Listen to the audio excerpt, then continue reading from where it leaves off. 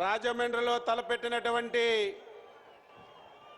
జయహో BC కార్యక్రమానికి ముఖ్య అతిథి బలహీన వర్గాల ఆరాధ్య దైవం మనందరి ఆదర్శప్రాయులు మన ముఖ్యమంత్రి గారు శ్రీ నారా చంద్రబాబు నాయుడు గారికి వేదిక పైన ఉన్నటువంటి తెలుగుదేశం పార్టీ కుటుంబ పెద్దలందరికీ రాష్ట్ర నలుచెరగల నుంచి విచ్చేసినటువంటి బలహీన వర్గాల సోదరీమణులారా, పాత్రికేయ మిత్రులారా, అందరికీ పేరు పేరున హృదయపూర్వకమైనటువంటి నమస్కారాలు, అభినందనలు తెలియజేస్తున్నాను. చాలా సంతోషంగా ఉంది. 1982 తెలుగుదేశం పార్టీ రాష్ట్రంలో పుట్టక ముందు జనాభాలో సగభాగం ఉన్నటువంటి మన బలహీన వర్గాలని ఓటు బ్యాంకుగా వాడుకున్నారు. మనల్ని అణసివేసే ధోరణితో అవలంబించారు. 1982లో విశ్వవిఖ్యాత నట సార్వభౌముడు నందమూరి తారక రామారావు గారు తెలుగుదేశం పార్టీని ఈ రాష్ట్రంలో పెట్టిన తర్వాత బలహీన వర్గాలకి ఆర్థికంగా, రాజకీయంగా, సామాజికంగా అవకాశాలు వచ్చాయనే విషయాన్ని మనందరం కూడా గుర్తు పెట్టుకోవాలి. ఎన్టీ రామారావు గారు సినిమా రంగాన్ని విడిచిపెట్టి ఆంధ్రప్రదేశ్ రాష్ట్రంలో తెలుగుదేశం పార్టీ పెట్టారంటే బలహీన వర్గాల యొక్క పునాదుల మీద తెలుగుదేశం పార్టీ పుట్టింది. తెలుగుదేశం పార్టీ వేరు కాదు, బలహీన వర్గాలు వేరు కాదు. మనం 36 సంవత్సరాలుగా సుదీర్ఘమైనటువంటి తెలుగుదేశం పార్టీ ప్రయాణంలో ఎన్నో కష్టాలు పడ్డాం.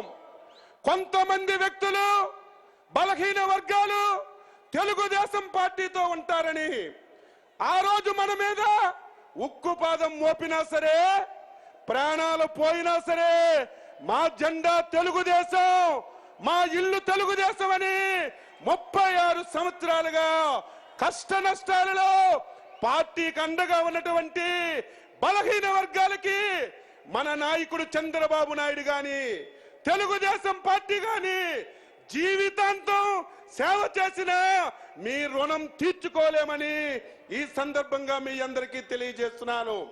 బలహీన వర్గాలలో పుట్టడం ఒక అదృష్టం.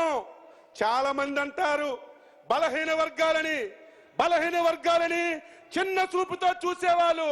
కానీ తెలుగుదేశం పార్టీ వచ్చిన తర్వాత 1996లో మన ముఖ్యమంత్రిగా నారా చంద్రబాబు నాయుడు గారు బాధ్యతలు తీసుకున్న తర్వాత బలహీన వర్గాలం కాదు, మనమే ఈ రాజ్యానికి రాజులుగా వెలిగామని చెప్పి మీ అందరికీ ఈ సందర్భంగా తెలియజేస్తున్నాను.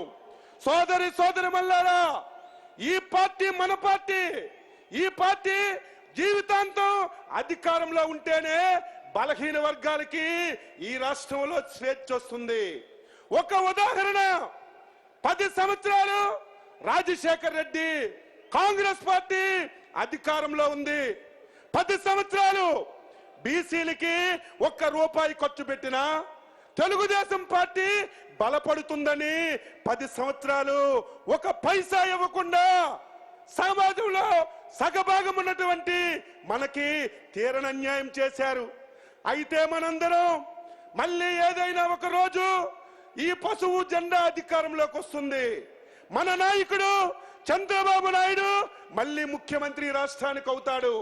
10 సంవత్సరాలు జరిగినటువంటి నష్టాన్ని వడ్డీతో సహా ఇస్తాడని ఆశతో మళ్ళీ చంద్రబాబు నాయుడిని ఈ రాష్ట్రంలో అధికారంలోకి తీసుకొచ్చాం. నేను గర్వపడుతున్నాను. 4.5 సంవత్సరాల్లో బలహీన వర్గాలకి ఒక స్వర్ణయుగం. స్వాతంత్రం వచ్చి 70 సంవత్సరాలైంది. 65 సంవత్సరాలు ఎంత అభివృద్ధి జరిగిందో 5 సంవత్సరాల్లోనే 65 సంవత్సరాలు అభివృద్ధి, సంక్షేమం మనకు అందించినటువంటి దేవుడు చంద్రబాబు నాయుడు గారని ఈ సందర్భంగా తెలియజేస్తున్నాను. ఈ రోజు మనం జీవితంలో మరిచిపోలేనటువంటి రోజు. ఈ రోజు మన ముఖ్యమంత్రి గారు స్వాతంత్రం వచ్చిన తర్వాత సమాజంలో జనంలో సగం ఉన్నటువంటి బీసీలకి ఈ రోజు వరాల జల్లు ప్రకటిస్తున్నారు. ఈ వరాల జల్లు రాష్ట్రంలో ఉన్నటువంటి ప్రతి ఒక్కరి యొక్క హృదయాలని తాకే వరాల జల్లు ముఖ్యమంత్రి గారు ప్రకటిస్తారు. సమయం లేదు. నేను ఒకటే మీ అందరికీ కోరుతున్నాను, ఎక్కడ ఉన్నటువంటి బలహీన వర్గాల సోదరిమణులారా, రాష్ట్రంలో ఉన్నటువంటి 2,50,00,000 మంది బలహీన వర్గ ప్రజలారా, 2 మాసాలు కాలికి గజ్జి కట్టుకొని తెలుగుదేశం పార్టీ చంద్రబాబు నాయుడు విజయానికి మీ అందరూ కూడా కృషి చేయాలని నేను కోరుతున్నాను. 2019లో మళ్ళీ మన ముఖ్యమంత్రిగా చంద్రబాబు నాయుడు అధికారంలోకి వస్తే మన బలహీన వర్గాలు ఈ రాష్ట్రానికి రాజరికం చేస్తామని ఈ సందర్భంగా తెలియజేస్తున్నాను. ఈ మధ్య కాలంలో తెలంగాణ నుంచి ఒక మంత్రి వచ్చాడు. ఈ రాష్ట్రంలో బలహీన వర్గాలని చంద్రబాబు నాయుడు చూడడం లేదని.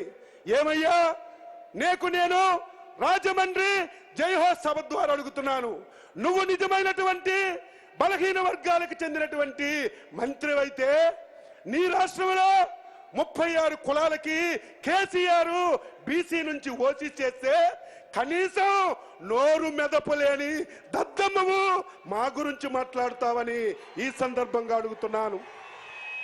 36 కులాలని హైదరాబాద్ పట్టణంలో బీసీల నుంచి తీస్తే నువ్వు మంత్రిగా ఉండి నోరు మెదపకుండా ఆంధ్ర రాష్ట్రానికి వచ్చి బీసీల మీద సిచ్చు పెట్టాలని చూస్తున్నావు. ఖబర్దార్, రాష్ట్రంలో బీసీలంతా ఒకటే నినాదం. సోదరులారా, ఎవరి మాట అయినా విన్నా సరే, ఎవరు ప్రలోభాలకు లొంగినా సరే మనకు మనం హత్య చేసుకున్న వాళ్ళం అవుతాం. మనం సంఘటితంగా ఉండాలి, ఒకే నినాదంతో ఉండాలి. మనకి ఆదరిస్తున్నటువంటి చంద్రబాబు నాయుడికి, తెలుగుదేశం పార్టీకి జీవితాంతం రుణపడి ఉండాలని ఈ సందర్భంగా తెలియజేస్తూ, ఇప్పుడే మనం ఒక పాట పాడింది. 80 సంవత్సరాల ముసలమ్మ లేచి డాన్స్ చేస్తుంటే నాకు డాన్స్ రాదు గాని నాకు డాన్స్ చేయాలనిపిస్తుంది. అంటే మనందరం కూడా ఆ హుషారుగా, ఆ ఉద్రేకంతో ఈ 2 మాసాలు పనిచేసి ఈ రాష్ట్రంలో 170 స్థానాలు గెలాలి. ఎందుకు గెలం? 55 లక్షల మందికి 2,000 పెన్షన్ ఇస్తున్నాం. జనవరిలో 2,000, ఫిబ్రవరిలో 2,000, మార్చిలో 2,000, ఏప్రిల్లో 2,000, 8,000 తీసుకొని మిషన్ దగ్గరికి వెళ్తే సైకిల్ కాకపోతే ఏ గుర్తు కనిపిస్తాదని చెప్పి మీ అందరికీ నేను అడుగుతున్నాను. ఈరోజు 95 లక్షల మంది మహిళా సోదరీమణులు ఉన్నారు. 10,000 రూపాయలు ఒక సెల్ ఫోన్ తీసుకొని మిషన్ దగ్గరికి వెళ్తే మొగుడు చెప్పినా వినకుండా సైకిల్కి ఓట్లేస్తే 2 కోట్ల ఓట్లు మన బుట్టల్లో ఉండే 170 స్థానాలు సునాయాసంగా మనం గెలుస్తాం. సోదరులారా, చాలా విషయాలు మాట్లాడాలి, సమయం లేదు. మీ అందరికీ బలహీన వర్గాల నాయకుడిగా, వద్దండులు ఉన్నటువంటి బలహీన వర్గాల పార్టీగా మీ అందరికీ మొక్కుతున్నాను. ఇది మన పార్టీ. మనందరం చంద్రబాబు నాయుడిని రక్షించుకోవాలి, మళ్ళీ అధికారంలోకి తీసుకురావాలని మీ అందరికీ నేను కోరుతూ, ఈరోజు జప ఇంత విజయవంతమైంది. నేను ఎన్నో సభలు చూశాను, కానీ ఉత్సాహాన్ని చూస్తుంటే నాకు చాలా ఆనందంగా ఉంది. ఈ సభని విజయవంతం చేసినటువంటి ప్రతి ఒక్కరికి పేరు పేరున అభినందిస్తూ మీ అందరి దగ్గర సెలవు తీసుకుంటున్నాం. జై హింద్, జై చంద్రబాబు, జై బీసీ, జై బీసీ, జై బీసీ.